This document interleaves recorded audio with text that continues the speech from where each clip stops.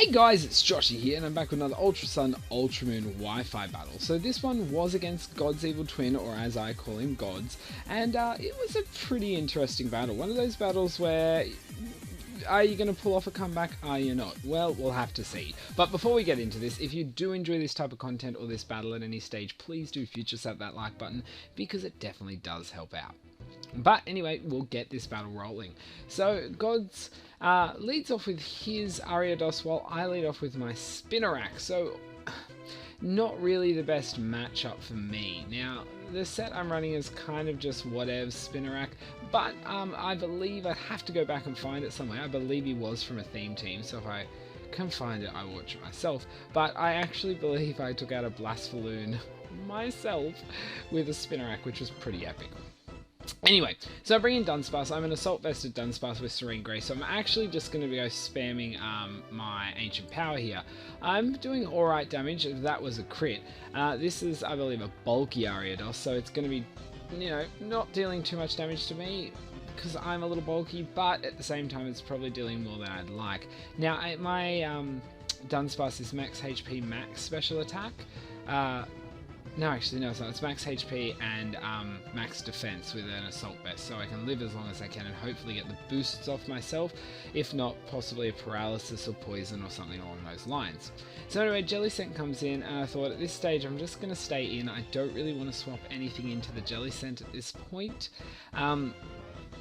There's probably some choices earlier battle that I probably should have made differently. Like here, as much as I could stay in, this thing is generally bulky, and usually they're going to be coming out with a status move. Now, we get burnt here, and I mean, I probably could have tried to avoid it because I could have made better use of my Dunsparce in later on, but nonetheless, I'm going to get hit with a Hydro Pump here. It's a 2-turn takeout, but with a critical hit, that is. But I'm just hoping to maybe get a paralysis or something off here with my Serene Grace, but, you know, you gotta have some RNG luck, and I can tell you now, these battles, some of the battles I've had against Gods, this one was a little early, but also more late ones, not that much luck, or RNG luck, I must say. So anyway, he's going to swap back into his Ariados, expecting another Thunderbolt come in, that way he can easily live it. Shouldn't get, well, I was hoping to give a paralysis, but not going to happen. And I'm going to be burnt, so I'm like, I'm probably going to go down this next turn.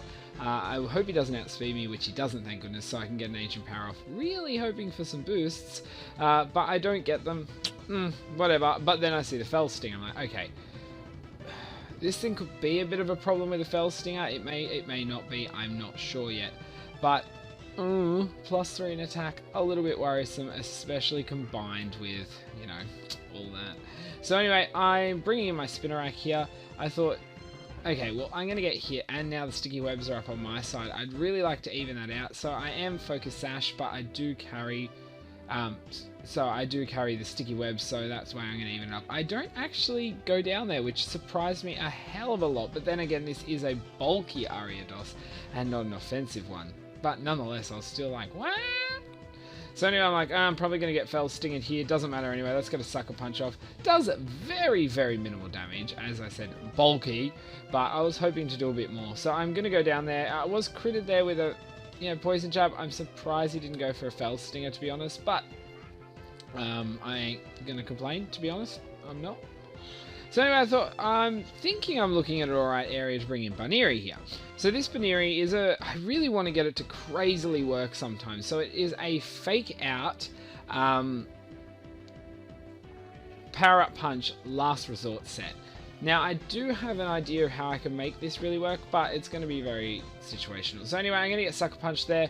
Go for the Power Up Punch, really hoping that I could have taken him out there. But again, yeah, it's like 4 times not very effective. So anyway, here I just thought I'm going to go for the last resort. Now that worked out really well because Gods did not technically see what set was coming in here or what I was carrying. So after revealing the Sucker Punch, probably expecting me to predict it, I really didn't have an option but to attack. So I took it out. So anyway, we get Silvally coming in here and I'm like, oh, yay. Not, because I'm expecting this thing being Silvally to outspeed me. The fact that each type Silvally is divided up, and that's what creates it to be in such a low-tiered Pokemon. Now, obviously, when we battle, we usually have a bit of a mixed tier, and it doesn't matter, but thinking about it that way, I'm like, okay. So anyway, I bought an Electrode there. He's bought in his Articuno, and I thought, well, this actually works for me. Now, this is one of my favorite sets and one of my bulky boys on this team. So here, you know, he's going to set up the Hail, and I'm like, sweet, I'm actually setting up the sub here, which is great, because now I can hopefully get stuff working. The only problem is, that Silvally is something I really want to try and take care of. So the Freeze Dry is going to come through here. I'm like, that's probably being stabbed, going to take me out. Actually gets a crit, and I'm like, well, I am glad that I had a sub up for that one. And I'm going to get the Toxic off, so I'm going to start wearing him down, which is pretty much, well, actually no, it's not pretty much. It is the way this thing takes out anything. So this is a max HP, max special defense Electrode. I carry the sub, Toxic, Rest with the Chesto Berry, and then I carry, give me a second. I meant to blanking. Ion Deluge.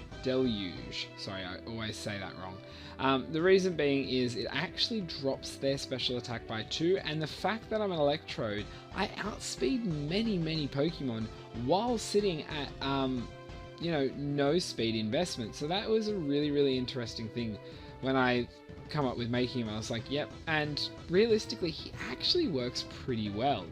I understand why he's not a high-tiered attacker due to the fact that he doesn't have a crazy large amount of, crazy large move pool, but very useful in this set. I was surprised. So anyway, I'm going to be hit with a Hurricane here.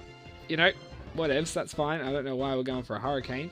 It's not very effective, but I ended up leaving that, and sorry, it is Eerie Impulse. I knew I got it wrong. Oh, far out. That was embarrassing. But anyway, Eerie Impulse, not Ion Deluge. But anyway, nonetheless, I mixed my attacks up. So anyway, he's poisoned, his special attack's dropping. I wasn't sure if he was going to swap or not here. I was kind of hoping we would get a swap into Silvally, especially while I had the substitute up. That way, you know, whatever he attacked, he could swap back into someone or anyone else. But I think generally he didn't want to poison anyone else. And if he got his luck up, he'd be able to have me without a sub while going down. So anyway, that Articuno is looking pretty worse for wear at this point. I'm going to go for the sub this turn. And then he pulls out this Z move. So I was like, okay, cool. That's not actually too bad, the fact that I've dropped your special attack. But at the rate, you know, we'll see how much damage it does. So it's obviously the Sub-Zero Slammer. It's coming off Freeze Dry, I'm assuming. I mean, if it was off Blizzard, he'd be going for Blizzard this whole time, so, because he's got the Hail up. So, I'm wondering how much that does. So little I can get that sub off, so I'm like, sweet! So what I'm hoping for really is this thing to go down, and I'm going to be able to verse the Silvally and really put a dampener on it, because that thing is probably the biggest threat sitting on the opposite side of the field. So anyway, the Silvally's out, thank you. And I was like, cool, yeah, he's caught in the web, but I'm sure he's max attack, max speed, or at least, you know, something like at least max speed, because he's outspeeding me all. But he goes for the U-turn. I was like, damn it, just stay in for a turn or two so I can wear you down.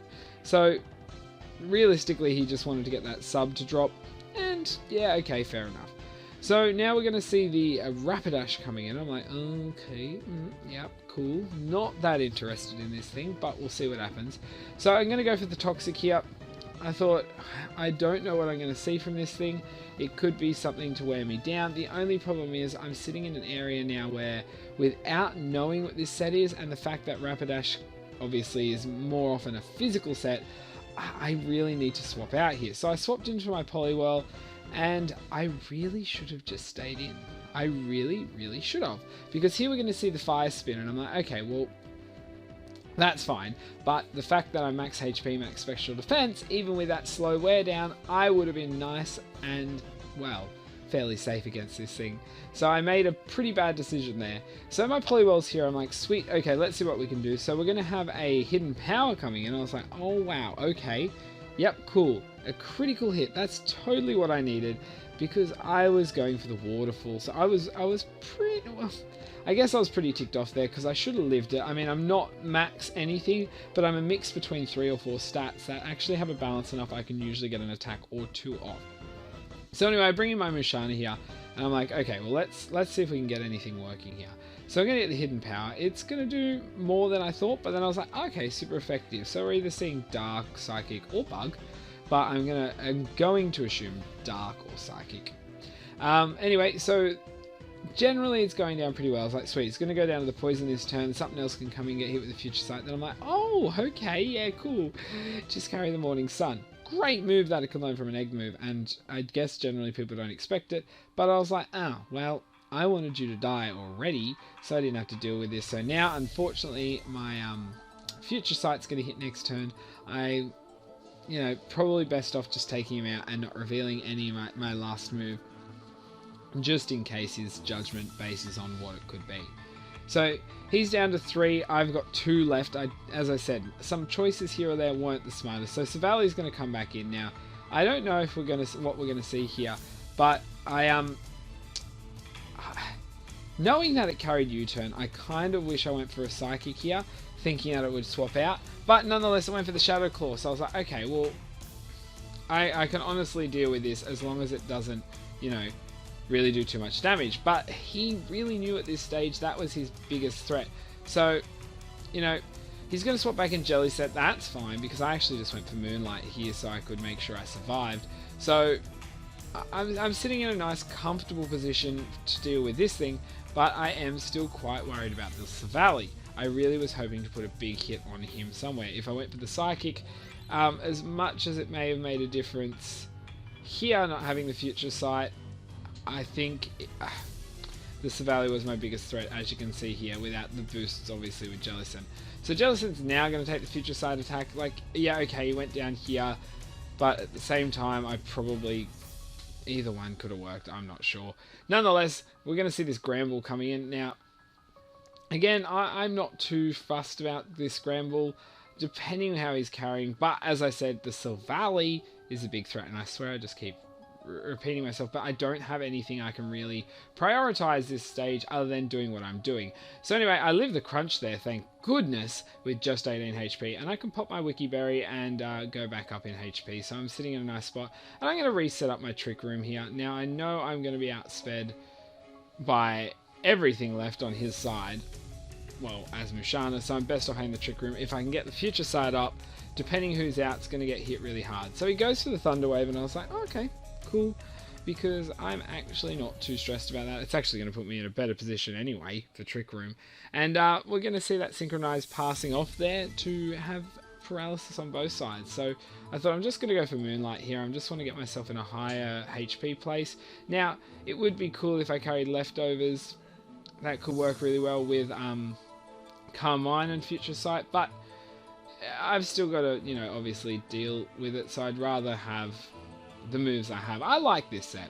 So anyway, the Psychic's going to hit. We're going to do over half. Then I was like, crit, cool. I got one of them. Oh, special defense drop. Well, someone's about to get hit with the Future Sight, so there is absolutely no way you're living. That crunch is going to leave me really low on HP, but I do have one turn left in terms of my Trick Room, so I know I will get one more attack off. So we're down to the Savali, but as I said, he does outspeed both of us. And I am paralyzed, so more often than not that does work out against me in the worst kind of situations. So here I decided, let's go for a Future Sight, because I thought that was a smart thing to do. Now, I think if I did use Moonlight, there was a good chance I'd survive. If I use Psychic, I get a nice hit off, but I decided to go for Future Sight, which I'm relying on waiting 2 more turns, which was a dumb choice because my Electrode is sitting in a shitty HP range, and the problem is that Silvali's HP is full, so one Future Sight ain't going to take this thing out. So I'm going to get hit with the Shadow Claw here, and I was like, I went for Toxic. I was like, okay, well, I'm sitting actually better than I thought. Maybe I could, depending on rolls, live the next one, get a rest off, and maybe the Toxic and Future Sight could work together and wear him down. So I was really excited to see that. It was going to be a close call depending, and I go down there. So I didn't think I'd actually live, but a boy can dream. So I do lose that one there, 1-0, but it actually ended up way better because my bulky boys, I keep saying, could pull me through to the end. I guess, obviously, if you look at the two teams, kept bringing in Baneri and Oh well, even Polywell, because Polywell isn't actually an Eviolite set. Polywell is also a berry based set because it's fun and I wanted to do it. But anyway guys, as I said earlier, if you did enjoy this at any stage, please do future sight that like button. Don't forget Discord, Twitch and Twitter are linked down all below. And also as that guys, the comment section below. Now, if you also would like to keep up to date, show your support, you can hit that sub button down there. And if you'd like to show super support, you can always hit the bell. Ring that one. But anyway guys, until my next video, I'll see ya.